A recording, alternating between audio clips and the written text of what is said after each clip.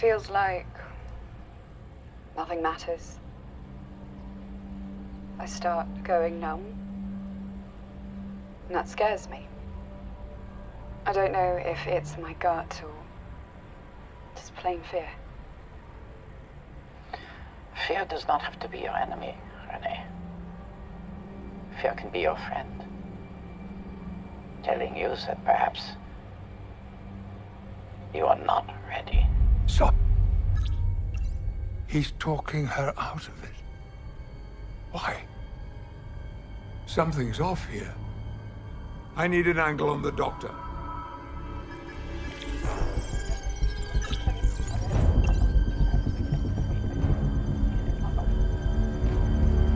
That's not a therapist.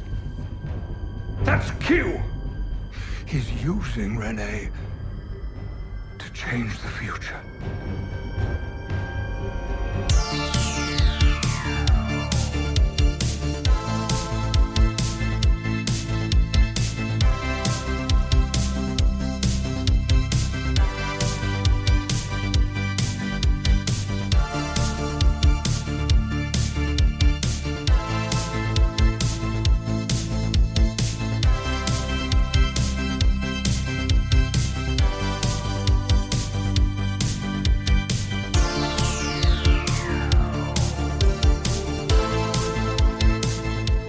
Welcome, everyone, to Deep Space Pride, a gay Star Trek podcast. I am Johnson, one of your hosts of this podcast, and with me is Mike Thurlow, my co-host.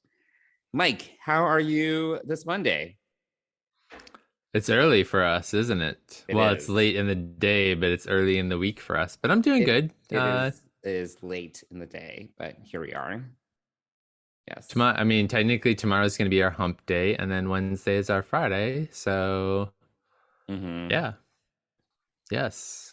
Well, your day was particularly hectic, no? Yeah, meetings and rushing Hamish to the doggy daycare, and then running to work and printing a bunch of stuff. Yeah, it was just a lot. Yeah, it was a lot. Yeah, and dealing with people who are struggling with change. Very simple change, but nonetheless change. Yes. And change is hard. Change is hard. Yes, I will. Yes, I will give you that. Yeah, but it takes time to get used to. Yeah, exactly. How was your Monday? It was really hectic.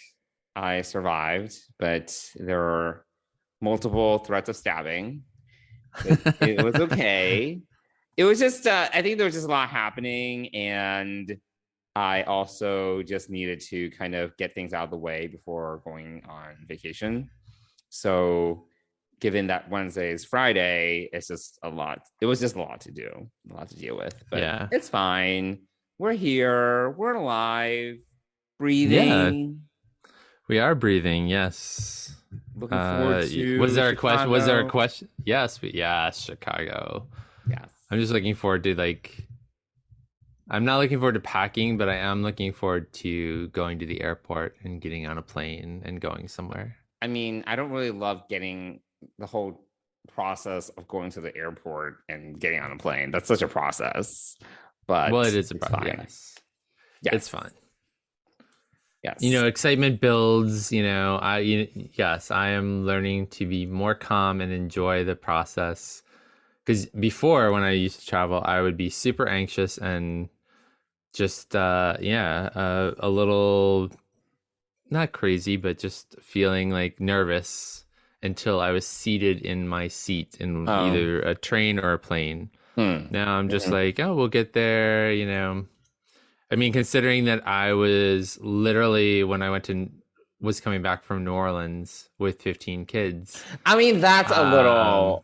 Because it's not. We were late. We were late, and we were running to the gate. Yeah, I am not kidding. We were running. That's to different. The gate. That's not the same. But you know what? I didn't even. Yeah, I didn't even. Yes, I was not even stressed that much about it. I was more stressed getting the van there, and then the rest is you have to wait in this line. We have to check our luggage. We have to wait in the security line. There's nothing you can do about any of that, but it was the whole driving to the airport, which was we were late for. So, but Yeah. and then I took the wrong exit. So yeah, but Wow. it was all fine. Made the airplane. It was fine. Yeah, you made the plane. You made your flight. We made the plane, and that was fine. And we'll make this plane, and it'll all be fine. It was just you and me. So It's supposed to rain on Thursday. Hopefully everything's fine. Well, it's gonna be cold in Chicago this weekend too. I know it's gonna be cold too. Yeah, 94% chance of rain on Thursday. Ugh. So that's unfortunate. Yeah. Then it's gonna be gross. Yes. Ooh, Thursday night thunderstorms. But we should in Chicago or here? Here. Oh, okay. Well, we won't be here for all of that. We'll be in Chicago. Right. Chicago is going to be. You're right. It's going to be cold and it's going to be rainy. Thursday, no Friday. Way. Oh, exciting. Yeah. Thursday, Friday. Oh, great. Well, it is what it is. Friday we'll be at the convention anyway. Well, we're going to be inside. It's going to be like Vegas. We barely left the convention center and the hotel. Literally, we just went between our room and the convention hall. True. We did venture out for major meals. Yes, but it was so hot. Yeah, but yeah, it wasn't. I mean, it wasn't crazy though. It wasn't like super busy. Like we were never stuck in traffic really, or no. It was never like for being summer in Las Vegas. I didn't think it was that crazy. Never felt like we were late anywhere. So yeah, I think we'll be fine at Chicago. I've not even looked at the schedule, but I will tell you that I am super excited to see Will Wheaton, and I am. He's going to be doing his own panel. Is that right? Yes, Friday morning. So, and then that's something. And then probably they're going to do something. I haven't looked at the schedule, so I have no idea. But Sonequa is only going to be there on Friday. Right. So they'll probably do something with her on Friday. And then I think Strange New Worlds is on Saturday, which is also what I'm excited about. And I'm excited about seeing the rest of the Trek Geeks Network people. That's going to be fun. Yeah. Seeing them in person. Meeting our executive producers, Bill and Dan, for the first time in person. That's crazy. That it's the first time we're going to see them in person. I know, right? Yeah. Looking forward to that. And I think it being our second Trek convention, I'll feel a little less nervous, I guess. I don't know. I'll feel less nervous. Not nervous. Maybe a little less shy. I don't know. We'll see. Oh, being an introvert, it's it is what it is. But well, you can also be me and just don't give a shit. So, well, I'm not like you, so that's why I know.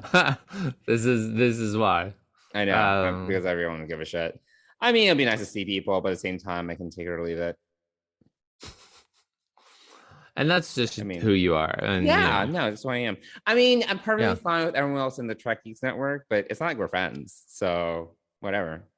There's acquaintances, Yeah. So take it or leave it. Honestly, most of it's going to be small talk. We're not going to become besties overnight or in the course of 3 days. And I'm totally fine with that. So we'll see. We'll see what happens. Well, I'm looking forward to it. And to seeing them, and Strange New Worlds. I have no idea what's on Sunday. I think it'd be cool to see the Lower Decks cast. That would be cool. Yeah. No, I'm looking forward to the main show panels, and I'm looking forward to not working. So that's right. That's the other thing too. Yeah, not working. But it's gonna. I'm looking forward to. Sorry, go ahead. No. Go ahead. I said that one thing that I think both you and I felt was lacking in Vegas that I hope we'll get at Chicago is they're more like just announcements or teases or surprise, whatever, because usually at big cons, that's usually what happens. There'll be some sort of something, but because Vegas wasn't official, they didn't really have any sort of that kind of content from Paramount /CBS/Viacom. But hopefully at Chicago, because it is officially sanctioned, there'll be some of that. So Yes. other than the panels, I'm hoping that we get some of the surprise and delights that we should be getting as fans. Yeah, I agree. Definitely. Yeah. Which is why because, I feel like we'll get something from, I'm betting that Mike McMahon will have something for us for Lower Decks, even if it's just, Mm-hmm. some animatic, what is it? Animatics? Animatronics. Animatronics. There we go. Or something. But I also love the cast and, Tawny Newsome and Jack Quaid, Jerry O'Connell. They're just cool people, and I think they'll be fun and entertaining. So, Sure.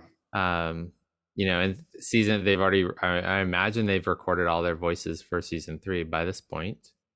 Maybe even working on, so. I would think so. maybe even working on season 4, so, I don't know that we'll get anything from Prodigy, although maybe we'll get something from Prodigy. Maybe. I mean, I would think that they have a bunch of content already developed because they probably have episode 11 done, like 11, 12 done at this point.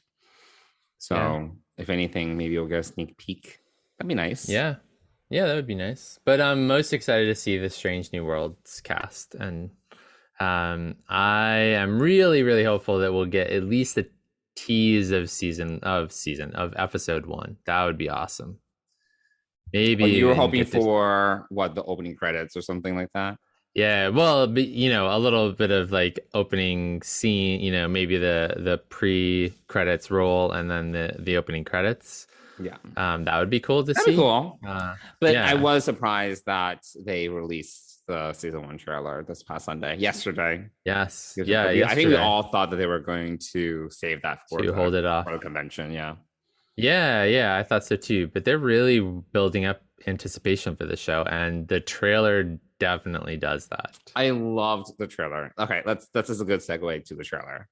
Yeah. Let's talk about the trailer. Well, I already said it. So I loved the trailer. I love that one shot where it's towards the beginning where he pipe beams down to the planet, and then you see that shot of the saucer section in the clouds above the planet. Do you know what I'm talking about? Yeah. Oh no, the whole ship was up there. The whole ship, but then they have there's a top down shot of the saucer. Yeah. Yep. Great shot. I love that. And there were just a lot of good ship shots actually, and a lot of starship action. Did you see? A lot of action. Did you see how? I don't know why I find this cool, but when the ship comes out of warp and the impulse engines go on, they lit up. I saw that. Yes, I was like, oh my god! Wow. Yeah, like it comes out of warp and the impulse engines light up. I was like, what? It was so cool. Oh my god, I can't believe we both noticed that. That's what I was gonna bring it up, but I did notice it. Nope. Every time I've watched that trailer 3 or 4 times now, and every time I'm like, look at that. That's so cool. Definitely nerding out on the Enterprise. The sick bay looks enormous. It's huge. It's massive. There's so much space. It's like the new engine room. It's so big. It's really wide. Like it's very, there's a lot of walking space between the there is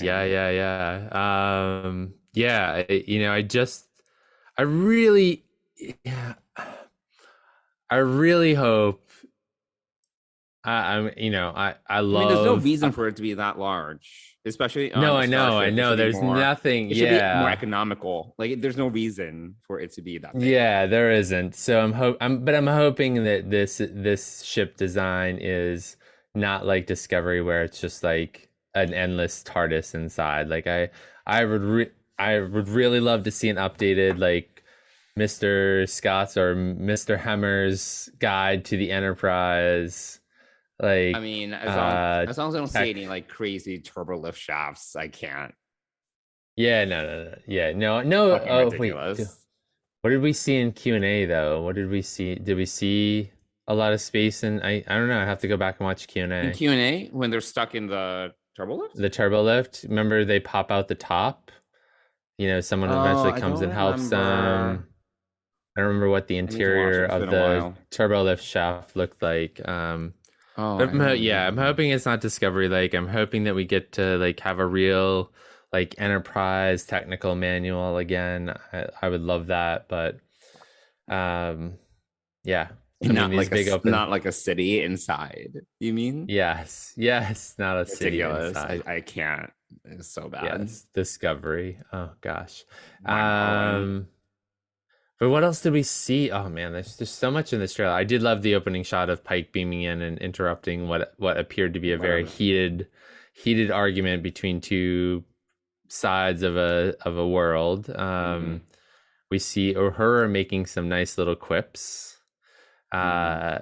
We see some awesome flying by Ortegas. And some like snappy dialogue from her. She by far right now is my favorite. Well, like we said last week, she's very spunky. Yeah, she's very spunky. Like that went well. We see Spock kissing someone. Yeah, so I mean, most likely that's T'Pring, right? So, his betrothed from the original series. God, I don't even know. Again, not a big TOS buff. Right. No, it's he was engaged to T'Pring, and so you should that's definitely an episode you should put into your queue. Was that the Amok Time episode? The what? Amok Time? I can't even say it properly. Oh, Amok Time. Amok Time. Oh goodness. Amok Time. Yes. Amok Time. Amok Time. I think it is Amok Time. Yeah, you should definitely watch that because it'll at least you'll see because they're doing the same sort of thing. The thing, the battle. I don't know what it's called. I don't either. It has like a sickle it's not a batleth, which is what I want to call it, but it's not. No. It has a half moon sickle, and then it's like a ball or something. What's it called? Yeah, I have no idea. All right. But it's so you should definitely watch Amok Time just to see like where they're coming from, because obviously that's right. It's 7 years, I think, in between each Ponfar. Correct. 7 years. That I know. So we sort of know like the time frame now. So this is at least 7 years before the original series. That it's 5 years before. Okay. All right. That which would still line up. I don't know when Amok Time happened. Like, was it season 2 or something? Yeah, I think so. Season maybe. That would line up. I'll go back and look. But so there's that. So there's some Spock action. Pike's in bed with some hottie. I don't know who she is. Mm-hmm. I didn't slow it down enough. I've been meaning to watch the trailer at like 0.25. It was a very fast shot. Yeah. Yeah. Let's see. I mean, what else did we see? Well, we see a lot of aliens. Yeah, it's a lot of aliens. Yeah. Space battles. There's something. Well, that space battle is with the alien that Pike is talking to on the bridge and says, "Let's talk about this. Let's get to know each other. Whatever. Let's find common ground." And then they start shooting at him, and that's that ship that's shooting, and the Enterprise is twirling and twisting and taking a few hits. But I mean, Ortegas is a good pilot there, avoiding most of those shots. So I'll give her that. And it looks like there's another shot where it looks like they were boarded. So there's like some there's something. Yeah, someone they get boarded. That'll be interesting. So yeah, I'm really psyched for this. Like the most psyched I've been since probably Picard was announced. Yeah, it looks good. I'm excited for it. Yeah. It looks very epic in the sense of what I really like is that we get the sense that there are the world building. It gives it more breadth, Yeah, because we're visiting more worlds and seeing more aliens, and I like that. I like that it's not so one big mystery box for the season that you have to unpack. Yes. Yeah, no, it's like each week it's a new episode. You can try something different, each episode. Yeah. So I am I can't believe it's a month away from tomorrow. It is, yeah, soon. So, what is that? Is that 5 weeks or 4 weeks? It's like 4 weeks, 4.5 weeks. So, all right, it's very soon. Yeah, very exciting. Cool. Yes. So hopefully we'll have a lot to share about our Chicago experience next week. Yes. Very excited. Well, Yeah. I'm moderately excited. Very excited that's strong. So You're very excited about Strange New Worlds. You're moderately excited about Chicago. correct. That's correct. There you go. Correct There you assessment. go. Thank you. Thank you All for right. bringing it down. You're welcome. All right. Yeah. All right. So anything else about Chicago or Strange New Worlds? No, we need to pack, so we need to move on. How long does it take you to pack? It takes me like 20 minutes to pack. Oh man, I know it's not a 20-minute thing for me. I mean, we're there for like basically 3 days. Yes, basically 3 days. Well, four. I Thursday. mean, we're there just Friday, Saturday, full days, and then Thursday half a day and Sunday half a day. That's it. It's quick. Okay. Yeah. Well, yes, I need options. I like options for clothes. Okay. All right. I also stress about packing every time, even. Do you create like yes. do you write down like a checklist or anything? This came up in another podcast I was talking to about. I have been meaning to write myself a checklist because it's probably the same checklist every time. Yes, it is. Exactly. Yes, I need to make myself a checklist that I've got everything. I'm good to go, and just it shouldn't be that hard. Yeah, it's just one of those things. All right.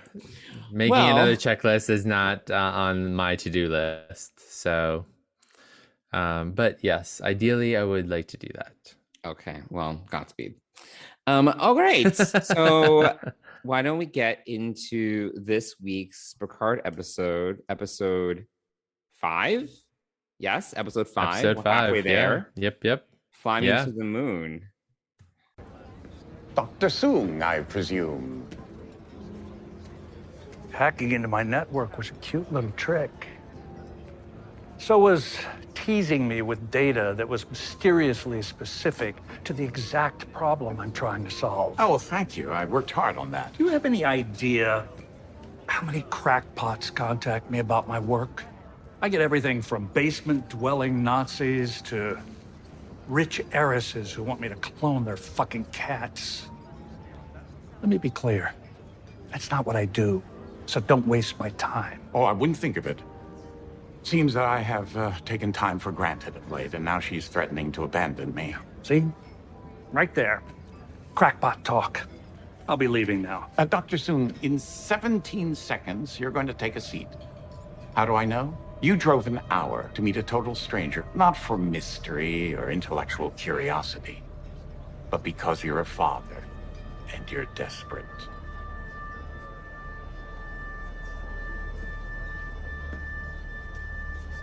There, 17 seconds, right on the tick.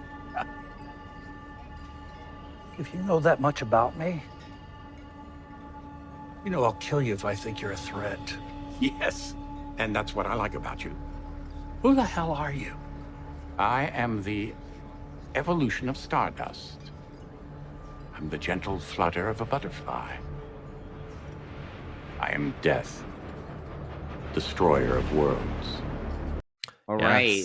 Well, Mike, I feel I went first last time, so why don't you go first this time?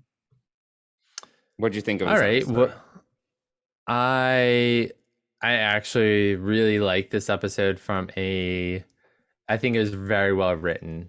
And I'll be even more specific. I think the dialogue between characters was really well written in this episode. Cindy Appel wrote this episode. I know what it is. I don't know either. I just am giving her all right, you like said writing. that as if I know who Cindy is, and I don't. She's a oh no, I don't know. I'm telling the listeners. I'm not telling. Well, I'm informing you. Cindy Appel wrote this episode, and I think she did a really great job. Has she done anything else? I haven't taken the time to. All right, if you're gonna name drop someone, then I would have expected more information. I'm just saying, like, oh, by the way, Cindy wrote this episode. I'm like, who the fuck is Cindy? All right, well, there we go. Well, that's what happens when you get put on the spot. Yeah, you're right. I am unprepared for Q&A. She's time, a writer. apparently. She's a writer All right. on Picard. That's all I got right now. Okay, all right. I have not figured out. I've not figured out how to make IMDb break down things for me in a better format. So, all right. Why don't you anyway, give us more of your thoughts? Sure. So I think the dialogue is really crisp in this episode, especially between the dialogue between sets of characters, like one-on-one dialogue. So I really love I love Talon and Picard's conversation.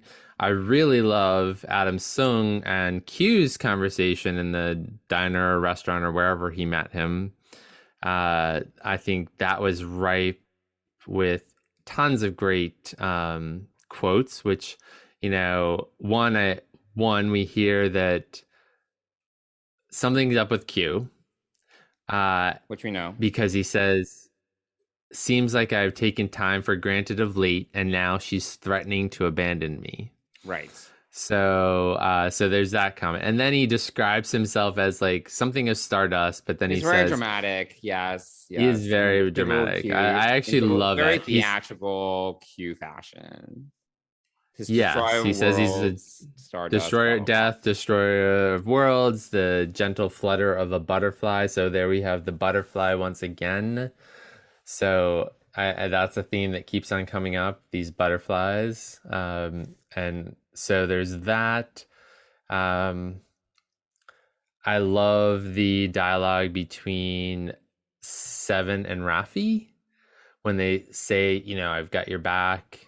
You know, there's just some really good, there's dialogue where where Raffi is still kind of hyped up, and Seven calls her on it and it's like, she says, you're being too cautious. And Seven says, no, you're being too uncaught. I forget how she put it, but right. Yeah. Something along those lines. Yeah. She calls her out for her lack of caution and recklessness, basically. It was something like it was more recklessness. Yeah.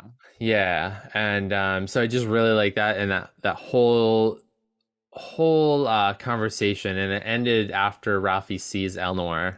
So Raffi's dealing with a lot of grief with the loss of Elnor, which was nice to see Evan Evagora back for a short cameo. 1 second. But the way that was, Jonathan Frakes did an awesome job in directing how that happened.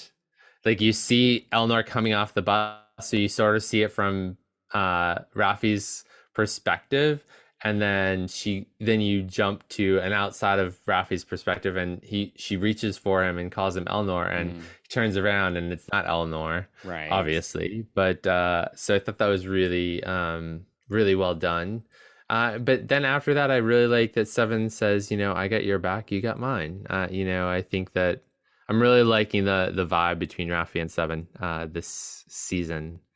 It's almost opposite, where Seven's usually been the reckless and violent one, and Raffi's probably been a little more level-headed. So the fact that they've switched is really cool. So I liked that. Yeah, I mean, we get to. Are you perusing notes? Yeah, I have notes. Oh, okay. Yeah, I was like, it's really obvious you're looking through something. Yeah. I love again, this is a TOS thing. I love the vault door in Talon's apartment. Was that from the original operation?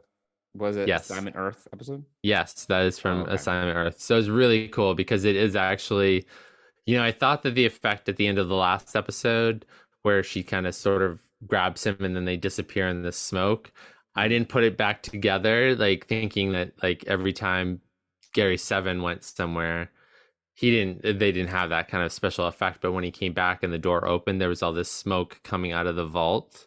Oh, okay. So I thought that was really, you kind of see it when they come back into Talon's apartment. I love Orla Brady. I think she does an amazing job in this, and what, I picked up on it being Q's voice right away, like that. Oh yeah, that was so Sigmund obvious. whatever. Sigmund Freud-ish voice This was like bad just Austrian accent. yeah, really bad. Overdramatic. So Like, yeah. yeah. And then the big thing that I think, I love that the crew is back together. Side quest over, right? Everyone's back together, but then they come back and Girardi's killed the Borg Queen or supposedly killed her. And then, towards the end, we see that the Borg Queen has actually infected her. And that creepy little scene at the end, by the way, I think they did an awesome job of, Girardi in a red dress, which, obviously stands out from what everyone else except Renee Picard is wearing. She's wearing a white dress. And then Girardi comes in with a red dress and talking to herself, and they pick up on that right away.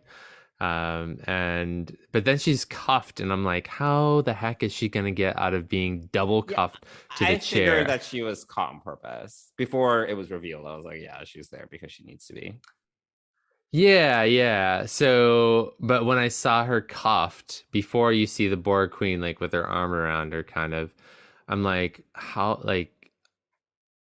is she gonna get out of two? They have technology. She can. I don't know. Maybe. But you know what I think? Being infected by the Borg Queen, I'm afraid that we're gonna see those tubules that that all the Borg have in their arms. I mean, she made it because she was also talking to the crew, and she was like, "Yeah, she was something like I'm in place." So it was obvious.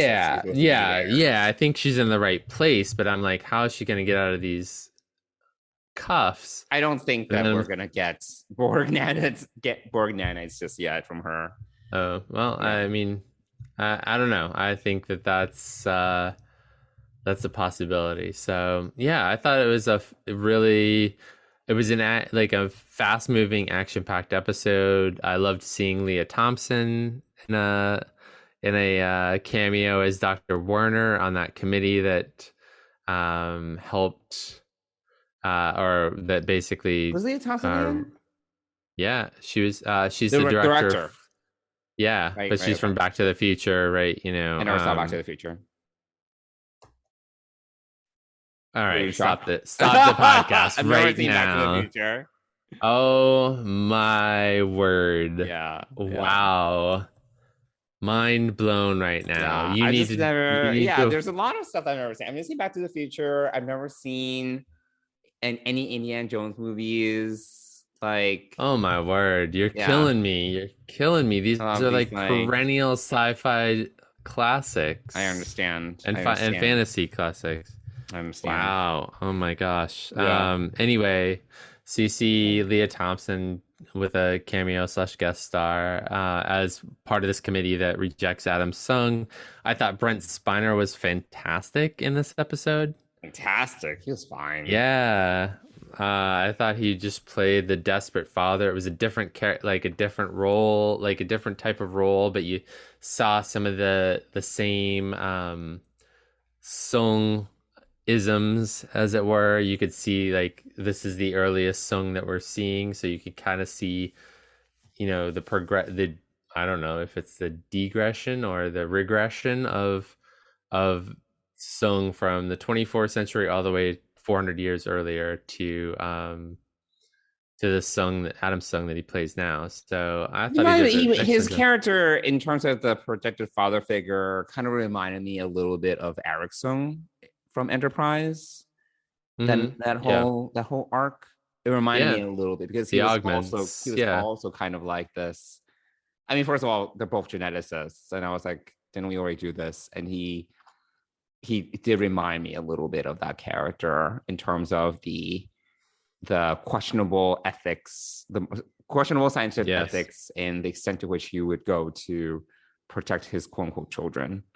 So, and it's interesting. He's sort of those are his his children in Enterprise, right? But it's interesting because what was I going to say here? Well, we also need to find out a little bit about.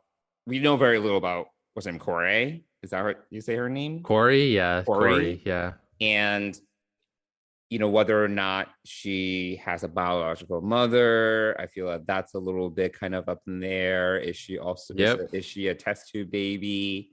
Like, agree, why is she basically like unable to function in like the world?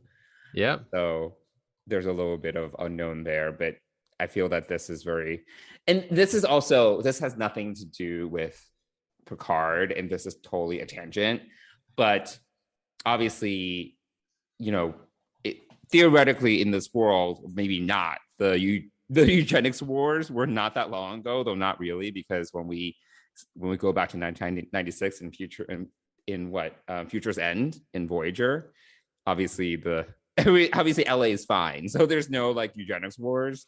But then we're getting a Noonien Singh relative in Strange New Worlds very shortly. So I wonder how they're going to reconcile that, right? Like, in terms of, hello, eugenics wars, Khan, 1990s, hello. And then you have I don't know, like a Noonien Singh, like serving on the Enterprise. So, right. Yeah. I feel they kind of muddied up the timeline a little bit. But theoretically, in terms of just eugenics, and the restrictions are in place around that would be in place because of the eugenics wars in the 90s. There isn't, what's a tie in here, especially if Sung is kind of playing mad scientist, right? So just something that I was reminded of. And I was like, I wonder how they're going to resolve that or even touch on it at all in Strange New Worlds. Yeah. No, that's a good question. Actually, that's the character I'm kind of most skeptical about in Strange New Worlds is Nan. Sure. Or Nan. Yes. Or whatever. I don't know his name. But so I've been talking for way too long now. What are some of your thoughts on this episode? Did you I like this episode. Overall, I liked it more than the last episode because I had a lot of notes about the last episode. I felt like I wasn't being preached on this episode, so I appreciate that. I'm glad that the 7 Rafi Rios side quests is wrapped up, but then I'm also kind of like, to what end? And we'll see. Maybe there will be more fallout from their little, mission on the side to what you were hypothesizing last episode. But I'm also like, okay, like they're just back at the ship, and it's not. I kind of wish they had like they kind of got a clue or something from that or something or other. And by the way, the comm badge was never found. So maybe that will have repercussions too, like Rios' comm badge, right? They never recovered that. Oh, right. Yeah, right. So I was thinking about that. I was like, oh yeah, it's still the hospital. So, or somewhere. So I wonder if that will cause any issues. But yeah, I was like, I wish it amounted to something like at least right now, or they contributed to the mission more immediately. It'd been cool, but we really just got, I think the only takeaway, I'm glad we got a little bit of that 7 Rafi development because I thought that was good. I agree with you. I like their banter and their back and forth, and I'm glad that we got to see a little more about their relationship. But yeah, at the end of the day, I'm also kind of like, all right, I feel they kind of just wander around LA for 2.5 episodes causing chaos and knocking people unconscious, and to what end? So I don't know. I totally forgot about the comm badge. So yeah, that's a loose potential problem. Yes, I feel we're gonna see Teresa. Definitely. We might see Teresa again. I wouldn't be surprised if Teresa came back towards the end. But yeah, I'm just like, I wish they kind of ultimately contributed something to the mission, right? The grander narrative that we're trying to tell in this season. My only other takeaway was that ice is bad. So yeah, that's my only other takeaway. But yeah, so I'm glad the crew's back together. I thought that there were some funny parts to this episode. Some of the thing with the Borg Queen and the French police officer that got a little dark, but then it was also kind of like very slapstick antics towards they were dragging the police officer back to his car, and meanwhile Talon is like, oh yeah, do you trust these people or whatever? And Picard's like, yeah, they're the best or whatever. And it's just kind of like funny and slapstick. And they're dragging a dead cop away. Well, he's alive. He's just missing a spleen, apparently, which I feel is right. She said they're dragging a dead cop away, and Picard was like, well, no, he's probably not dead. Yeah. So yeah, I feel that they're, I'm glad that piece is wrapped up, that the crew is back together. I'm always up for a good heist. I love like heist movies and heist episodes or whatever. So it's like a nice diversion. And we get to see, like, I'm sure we'll go see.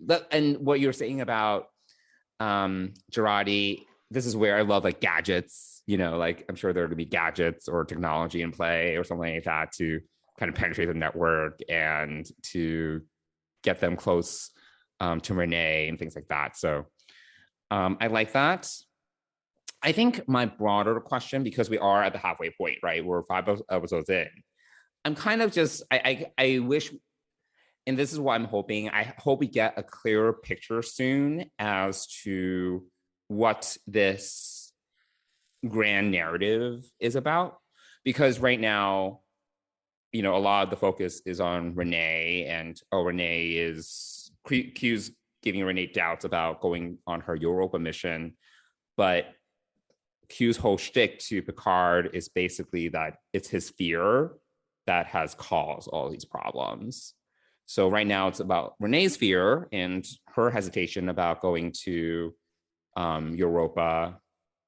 But I want to start seeing this tie into Jean-Luc and his backstory and what we're talking about, because at the end of the day, the season's about kind of a redemptive story arc for Jean-Luc Picard. So I want to start seeing that connection. I don't want to get into a situation where everything is not revealed until the very, very, very end. And I kind of want a little bit more now, like sooner rather than later, so we can kind of like explore a little bit more versus like, oh, what is a big mystery? Like, and then it's revealed like at the second half of the episode, like the latter half of episode 9, and then we don't really get much time with it. You know what I mean? So I hope I'm hoping you don't wait too long to kind of reveal the grand plan and all the lines connecting the dots, because we're getting a lot of that, and then we still need to go back to the future and see the reveal of the Borg Queen and like all that, right? So I want more now. I hope they don't like wait too long, if that makes sense. And you're yawning. No, that totally makes sense. Thank you. It was a long yawn. I was like, are you going to be able to respond to me in time? I was worried. I was, and I did, and then yes, we got sidetracked by my yawn instead of by what we were talking about. You get so distracted by the little things. Like, just keep talking. You need full attention. Oh my gosh, a yawn is not being distracted. Well, last week you were very distracted by Hamish, so just saying. Oh my gosh! Continue. You're being who's needy now? Continue. My big question is about Q and what his exact motivations are. Like, what's we need that too. We need that. We need the Borg Queen. We need Picard's background. We need him to like let love in. It's like all these things. I'm like, oh my god. Okay. I hope we don't have to wait too long for some of these things to develop. And then we probably will get a cliffhanger, as you said. But I don't want like too big cliffhanger where a lot of these like character developments are left unresolved. I'm totally fine if these things are kind of wrapped up, like Q's story and Picard's emotional journey, but then we get some sort of cliffhanger, like new narrative thrust, right, for season 3. That's fine. But I don't want like these big character mysteries to be left unresolved or untouched. Well, we still have 5 episodes, so let's see what happens with episode 6 later this week, which we can download and watch on the plane. Or download before we leave, or and if watch on the plane. We can watch it there. Yes. I mean, when we were in Vegas, we watched Lord X, if you remember. Yeah, that's true. So, yeah, we'll see. Yeah, but I mean, no, I did like some of the setup for this episode. Talon, I read uh an interview with Orla Brady, and she just there didn't really seem to be, and we don't get it in this episode, there didn't really seem to be an explanation as to why Talon looks exactly like Laris. Thank you. I was like, oh my god, there are too many names. Like there really isn't an explanation. And Orla Brady's explanation was like, oh, like it's supposed to just kind of remind Picard of, Laris or whatever. But then they were like, but other people notice that they look alike. And she was like, yeah. I was like, okay, I'm not really sure there's like a rational explanation other than, but then this is the problem, so, at least the Sung dynasty, we've gotten this kind of, we've seen this before, right? Like basically every person in the Sung line looks the same. Like it's almost like a running joke. But then we get Ola Brady playing this other character who's completely unrelated, apparently, to Laris. And then we also got Issa Briones as Corey. And I was like, what? And it was like, I don't understand. Well, that I felt like that sort of explains why Data painted Corey as his daughter. Like it's sort of almost like genetic memory that's been passed down generation to generation. So I thought that was kind of cool. That is it? How will that work? I mean, I think there's a lot of history and a lot of genetic information that's just passed down, and that's how I explain it. That's how Data painted Corey, who turned out to be, I forget what her name was in the original Daj. Yes, Daj and Soji. So, but I don't even think it was really well explained why Daj and Soji, and then also the other woman on the planet, the gold skin one, all looked like the way they look, and the way that Data's painted. There's just these things, these dots that aren't really connected, and I get what you're saying, but I'm also kind of practically like, okay, how will that work? Like, because Data didn't share any like actual genetic information with his quote unquote father. He was just kind of made in his image. So it was just, I don't know. I kind of get it, kind of almost from a metaphysical standpoint, but I'm also kind of like, all right, hold up. Practically speaking, what the fuck are we talking about? I found it kind of distracting, other than, hey, Issa Briones has a contract and we're paying her so she can do something. No, she should do something. But, we have these characters that look basically like their counterparts. And I'm just like, there's no rhyme or reason for it. So I'm a little bit kind of like, what's the deal? I'm not too distracted by it, but it is distracting for me. Okay, it didn't bother me at all. I thought it was great to see Issa back again. I like this Corey character. I like her relationship with her father. So I'm interested to see what we learn and what we find out from all of this, whether she's a, human, robot, a test tube baby, something. So I'm excited to see where that kind of comes, and also what happens if she learns that information.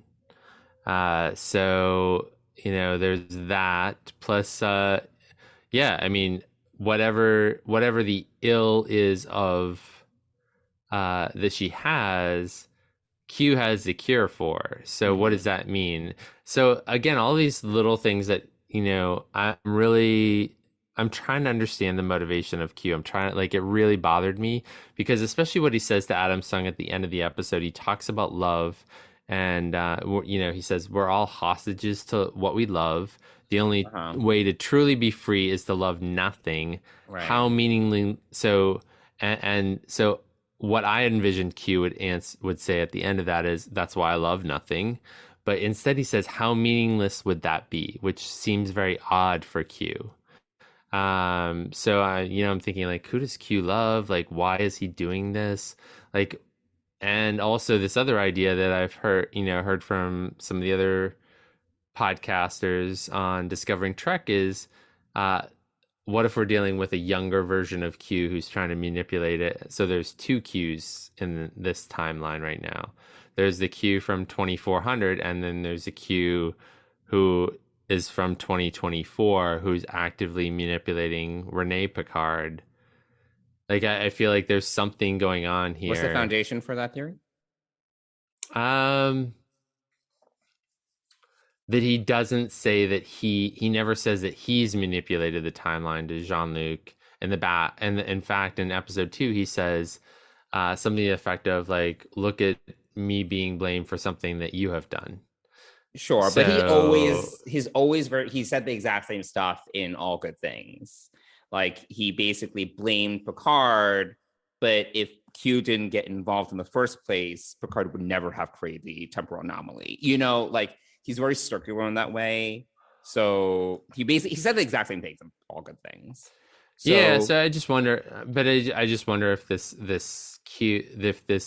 this other younger Q who's manipulating Renee Picard as her psychologist, and this older Q is the one that, you know. So I'm just, you know, well, it's an interesting idea. I don't know if this would play into it, but Q does have a son. So we obviously see like a younger version of him in Voyager, but who knows how old that version is. And maybe, hey, that version, his Q's son grew up to look like John Delancey, who knows? It's hard to know what's, So it's, you know, but this Q motivation is definitely like kind of really, out of this episode, this was what I was focusing on, was why is Q doing this? Like, he's playing all these different sides, and I'm not sure, like, and this was before I even heard of the potential of there being a second Q or even thought of it. And now I'm like, are there two Qs here? Are there, what's going on here? Is one trying to... I'm interested to hear what the exact rationale is behind that hypothesis. Listen to Discovering Trek, and you can hear. I think Sabrina brings this up. Actually, it's Sabrina's theory. Okay. So, she can, you know, listen to that, and you can. She'll explain it, I think, maybe she won't explain. I can't remember, to be honest, but it's just another idea. And but the whole idea of what's Q's motivation is really sticking with me right now. And out of everything, you know, I'm loving the Raffi 7, and I'm loving the Girardi Queen dynamic. You know, I love Orla Brady, so she's playing off Picard. So I'm just like, where is Q fitting into all of this? And ultimately, I think we get the idea that he's going through some sort of existential crisis, right? Between all the things that he's dropping, and then what you mentioned earlier, his thing about time, kind of running out of time, him losing his abilities and power, but maybe not completely, because he can still like do shit. Though I don't know if that is due to his power or he's able to just like do things in the real world, and it just he can hack computers. I have no idea. Or is it because he still has something, you know, he can still do shit. So I don't know. I mean, I don't think we've gotten, I think if anything, that is that's one of the big mystery boxes of the season, like what's going on with Q, right? Yeah, absolutely. And right now that's what I'm like, even though I'm super excited about the potential Ocean's 11 type episode next week, or this, you know, in a couple of days. I'm interested to see where that kind of goes. It's I think there's gonna be some foibles and mistakes, and I think it's not going to turn out like they intended to, and it never does. There's always true. I think we're going to see more butterflies, more butterflies happening, and I mean, what's the potential here for messing this completely up? But the thing is, like, it's so funny because we've gotten a lot of these time travel episodes where they quote unquote exercise caution, but Voyage Home, let's name them. Voyage Home, First Contact, Future's End, and those are three that come to mind immediately. They're like, don't mess with the timeline, and they like fucking mess with the timeline. They like get, they start talking to people, they drop shit, major pieces of information. People go missing. Julian Taylor goes missing from the 80s. What kind of repercussions would that have? You know, like 3-4 centuries down the line. Fuck that. Whales apparently also go missing. Like they invent transparent aluminum in the 80s. Let's see. Futures End. They knock people out in LA. What else do they do? I mean, not to even mention, obviously, the guy that goes back from the 25th century and like leaves all this technology behind that causes all these other repercussions. And then the future is fine. You know, they go back and it's fine. First Contact too. Like, you know, they don't mess with the timeline. And then Lily meets the board, as does Zefram Cochrane. I don't know. There's like, it's funny. It's like, you know, they pick and choose, right? Like in terms of how they want to do these time travel stories. And I think every time it's like, you know, don't leave anything behind. Be careful, but they always mess shit up. Yeah. So, yeah. No, seriously, people go missing from the timeline. So that's an issue. I do have to say, Girardi and the Borg Queen, when Girardi shoots the Borg Queen and we're like, the Borg Queen said, I was like, I actually had like a stronger reaction than I expected, because I thought they killed off the Borg Queen. I was like, oh my God, that was like one of my favorite things about the season. And they killed off the Borg Queen. But only, of course, we later learned that the Borg Queen's mind is, and you know, I'm kind of interested to explore this more. And this still remains for me one of the most interesting things about this season is that whole relationship, because Girardi, you know, she kind of approaches the Borg Queen, and I feel that she wants what the Borg Queen's offering. You know, like she's obviously there's a little bit of manipulation, but there's a lot of manipulation. This is like, yeah. But the thing is that Girardi, it's like she wants it. You know what I mean? It is something to have a kind of companionship and to kind of experience that kind of community in some ways is something that she's really hungry for because of her loneliness. And I think that it's very similar to what we were talking about in Discovery between Book and Tarka. We had a very similar discussion, right? And I was like, yeah, but Book is letting himself get manipulated because he's so angry, right? His feelings are allowing him to make these calls, but he's also operating under free will. And I think similarly, Girardi is operating under free will, but her feelings are letting her kind of get manipulated, right? But I think she also knows what she's doing. So it's kind of this like very tricky kind of. I think it's slightly different with Girardi though, because she had the Borg Queen in her mind, and when she kills the Borg Queen, there's pain, like she's feeling pain. Sure, she's feeling the pain of the death. So there's that. There's also the Queen has been actively manipulating her with her words, like saying you're alone in every timeline, you're forever invisible, like just these things that are like so deep cutting. And of course, anyone would want, who might be having those feelings, might want that connection or long for that connection. I actually, this episode, and I don't want to go down this road too far, but for me, these things that she kept on saying were really dark and made me feel like she was like, and to some extent the Borg are a cult, right? They do kind of indoctrinate people into their beliefs and then, you know, control them and do whatever they want them to do. And I feel like this was like just a very disturbing example of how, you know, a cult person gets someone else to do what they want them to do because they bring up the fact that they're alone, even though they're not. You know, so Girardi may be awkward and separate, but Picard has extreme faith in her. She's part of the team. She's part of the team this season. Like she's not that, she's on the bridge of the Stargazer. Rios asked for her help. So she's not alone. But because earlier in this, in that second episode, you get, the queen is able to tell them specifically when and where the deviation happens. So, and she's so accurate about that Girardi starts believing that whatever the queen says is the truth.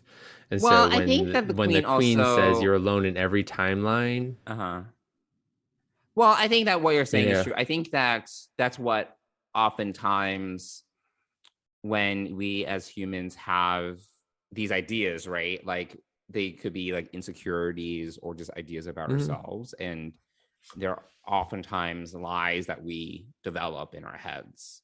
And I think for Girardi, we see this in season 1 when Picard first meets her at the Daystrom Institute, but we get the sense that she's kind of this like lone wolf. She kind of does her, she does her own thing. She's kind of wrapped up in her own world. And sure, she's been part of this crew for like, at this point, I guess like 2 years on and off, right?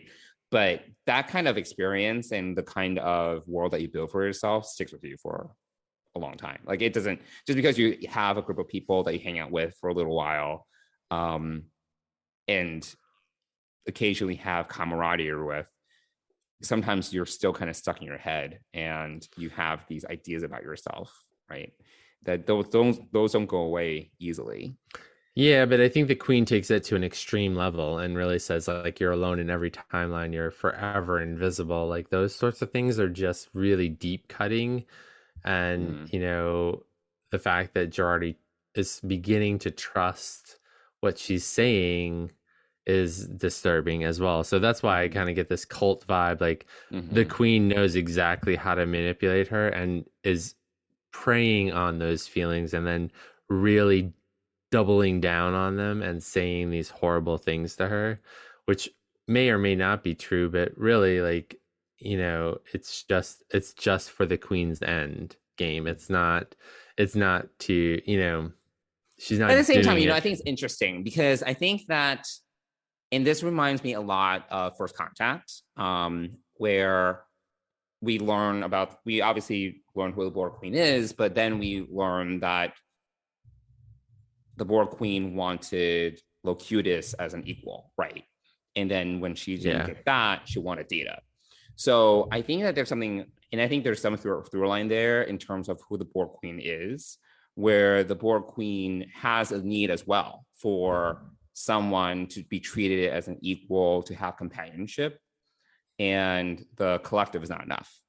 And I think that this is the same thing, where because she could have assimilated the cop and like gotten free and left, but she wanted Girardi, right? She didn't want just the cop. She didn't want to just get out. She wanted Girardi to come into the fold willingly, similar to what Picard said in First Contact. It wasn't just a matter of assimilation. Like whoever becomes a companion needs to want it as well, and needs to accept it through free will. So I think that this is exactly similar. This totally reminded me of that, where she wants Girardi as a companion, as an equal, but she needs Girardi to kind of buy in. Yeah. Because by the way, I think I think the Borg Queen also believes part of what she is manipulating Girardi, but she also, I think when she said in episode 3 that Girardi impressed her, I think that she wasn't lying. She actually does see something special in Girardi. But also this is a queen who has lost her collective for a long, long time. Like she was the last of her species in that timeline. And so, she's desperate, She's also desperate for this connection. Yeah. But I think for a connection, she is looking for something special because she really could have gone out. She could. Yeah. She could have left and she could have made. She didn't just want drones. She just didn't want drones. Yeah. Right. By the way, I just want to say that Annie Wershing is now my favorite Borg Queen. She's really good. I mean, she's obviously giving me more to work with, but she's good, right? Yeah. I told you she's a great actress. Yeah, she is. She really is. And Alice Krige will always be the original Borg Queen, but But Annie Wershing is really taking this to another level. So Well, I kudos think to Alice her. Krige did a really good job, and I don't think Susanna Thompson did as good a job with this.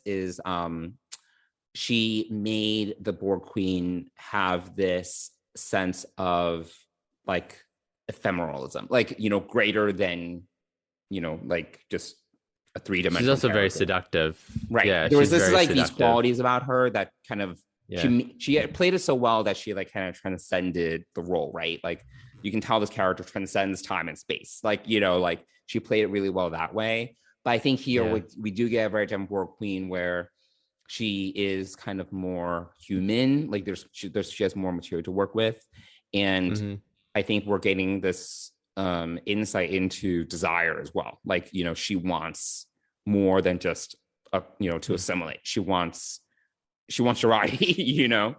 So I think it's really interesting. I this remains like one of my favorite pieces of the season, and we'll see where it goes. And your coffee. Well, you do not need to give a play-by-play for everything I'm doing on this episode. Oh my god! Stop! You're killing me here. Am I? Yes. Cool. Well, anything else on Fly Me to the Moon? I'm trying to think if there's anything. No, I think that's a really good breakdown. Oh my god, this like really annoyed me. So, where sorry, my contact just fell out. It's fine. I'm fine. Again, further commentary that the listeners don't need. So yeah, I thought that it was, and it really actually bothered me. And I don't know if it bothers you, but it's just like so unnecessary. Adam Zoom has like force fields. Does that bother you at all? No, it was a precursor. I felt like it was a precursor to what you see in the 21st century.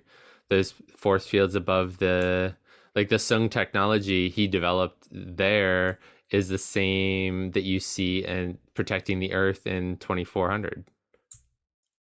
Oh, interesting. So you see the continuation of the technology that he created just on a larger scale in the future to like protect from UV rays or something like that. Well, I mean, the climate disaster happens, and so this kind of bothered me because I was like, force fields don't get invented until like the 22nd century on Enterprise. I totally see that as just Sung technology that gets propagated through time through that timeline. So yeah, didn't bother me at all. It really bothered me. Did not bother me at all. Bother me. I went crazy. Just I mean, just a side note. So, but I think that's a good summary of Fly Me to the Moon. Yeah. No, I mean, overall, yes, I enjoyed this episode. Lots of questions.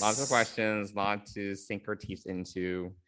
Yeah, and, I think hopefully we start getting some more puzzle pieces into place and start seeing where all this is going in the next couple of episodes, so that it's not all like in episode 9 and 10.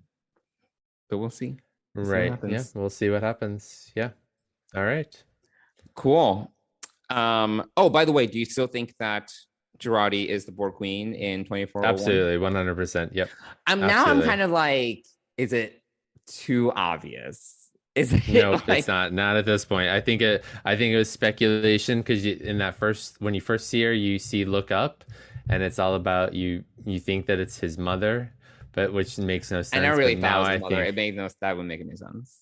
No, it didn't after, but just looking up, I mean, you immediately tie that to what his mother said to him. Right. But but I feel that maybe Picard tells Jurati his childhood story. Yeah. Like he tells his childhood story, and then Jurati tell Picard that in 2401 to let Picard know that's her. Yeah. Yeah. Well, I think that I'm almost kind of like, is it because right now I think this is like, yes, we know by this point it's all signs point to Jurati being the Borg Queen. Also, yeah. Then I'm like, right, but are they going to throw another curveball because it's almost like too obvious? No, I think this time we're like right on course for that being Girardi. I think that the manipulation and just this quote I don't it's not really a love affair, but affection and desire that the queen has for Girardi, and now that she's infected her, with nanites, and this is it. So yeah, I think that. Yeah, and what's going to be interesting is where is this Terran time where they come through in this really strange, like spider-like Borg cube, and why is she the queen there, and what does that mean for the butterflies and all the things that have happened, like this other So there's so much there, but no, I'm I think it's a foregone conclusion now that Borg queen is Girardi, and I still think makes sense because she was the Girardi in that timeline was able to decipher the message so quickly and see that it was 15 different languages that were all like saying the same thing. She deciphered that so quickly. Well, she's also a scientific genius, so she is, yeah. But I think that the Borg Queen, being her, would have sent a message that only she could have, like, knowing, like, she knows her past on the bridge of the Stargazer. That's part of her history. So it's kind of like, I'll send myself the message and, kind of fulfill time, as, make the time circular or whatever you want. Like the Red Angel shit in season 2. Exactly. Yes. God. Yes. So let's not go back to that. But God. Yeah, so I hated the Red Angel. Okay, whatever. We're past that now. Past that now. Yes, we are past that. Way past that, thankfully. Hashtag never forget. Anyway, all right. Well, that does it for this episode. Mike, do you want to give a shout out to our sponsor who's also going to be in Chicago? Yeah, absolutely. If you are in Chicago, come and head on over to the Fansets table. They're going to have 3 very special Chicago, Mission Chicago pins that you can only get at the convention. And if they have any left over after the convention, then they'll be available on the website. So, head on over to the Fansets table. You won't get the discount, but if you aren't going to Chicago and you want to pick up some great pins, just a few weeks ago, they released 3 new micro crew pins: Loxana Troy, Adira in their Earth Force uniform, and Lieutenant JG Matt, the beluga whale from Lower Decks. So head on over to fansets.com. Check out all the pins they have. They have so many different genres, and you can get Harry Potter, Rick and Morty, all kinds of things. If you put more than $30 in your cart, you're going to get free shipping in the US. And if you use the code DSPride, all one word, in your cart, you're going to get 10% off your order. And we thank Fansets for being the presenting sponsor of the Trek Geeks Podcast Network and Deep Space Pride. Thanks, Fansets. So, Mike, are you going to be getting some pins in Chicago, you think? Absolutely, yes. Absolutely. Yeah. Absolutely. Yes. I'm hoping that Enterprise pin is available. What are you going to do with all these pins? Are you going to start like a new pin board? Like, what's happening? I've not thought that far ahead yet. Wow. But yes. Yeah. So I'm excited to see. It looks really small. Like, right yes, now. I mean, it is a very small pin board, especially for the wall that's on. It's yes, yeah. I mean, nothing in here is permanent because this is our future kids room, so it's not like it's going to stay up there forever. So, it's just up there for display purposes. For now, but so cool. Johnson, why don't you tell our listeners how they can get in touch with us? Let us know what they think about the Borg Queen or Q or any of the theories that they may have, or what you're looking forward to in Chicago, or what you're looking forward to in Strange New Worlds, etc. You can find us on Twitter and Instagram at Deep Space Pride, and you can also email us at deepspacepride@gmail.com, and we'll see you online somewhere. Yeah. Cool. Come up and say, if you see us at Chicago, come say hi. Or keep your ass off. That's also okay. Just saying. You can come say say hi to me. Mike. Say hi to Mike. Say hi to Mike. Say hi to me. I'll yes. move on to something else. Oh, sure you will. So, all right. Well, I guess we'll talk to everyone next week, and we'll be reporting back from Chicago. So we'll see what kind of things we see and do there. Yeah, excited to share all that and talk about the latest episode of Picard next week. Cool. All right. Thanks, everyone. Thanks. See you next week. Bye.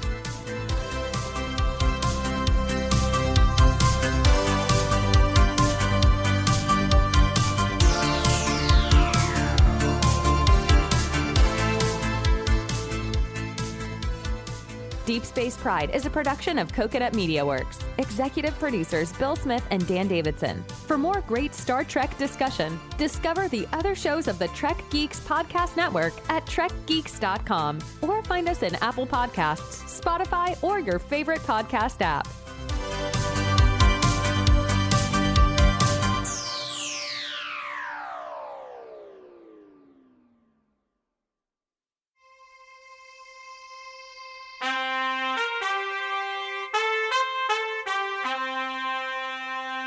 Coconut.